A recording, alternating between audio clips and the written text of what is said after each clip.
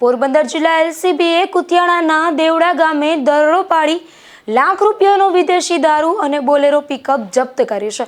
આ કાર્યવાહીમાં 2 શખ્સોની ધરપકડ કરવામાં આવી છે, જ્યારે દારૂ સપ્લાય કરનાર એક શખ્સને વોન્ટેડ જાહેર કરાયો છે। પોલીસને બાતમી મળી હતી કે દેવડા ગામના ખારાનેશ વિસ્તારમાં આંગણવાડી પાસે આવેલી વાડીમાં રહેતા ભરત જીવાભાઈ મોરી અને ધવલ જીવાભાઈ મોરીએ બોલેરો પિકઅપમાં વિદેશી દારૂનો જથ્થો મંગાવ્યો છે અને તેને ઉતારવાની તૈયારી કરી રહ્યા છે।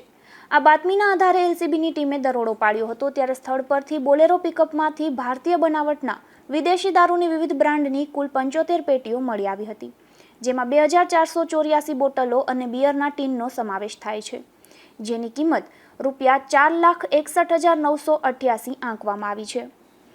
આ ઉપરાંત રૂપિયા 5 લાખની બોલેરો પિકઅપ પણ જપ્ત કરવામાં આવી હતી। આમ કુલ રૂપિયા 9,61,988નો મુદ્દામાલ કબજે કરાયો હતો, જેમાં પોલીસે કુતિયાણાના દેવડા ગામ ખારાનેશમાં રહેતા 2 ભાઈઓ ભરત જીવાભાઈ મોરી અને ધવલ જીવાભાઈ મોરીની ધરપકડ કરી હતી।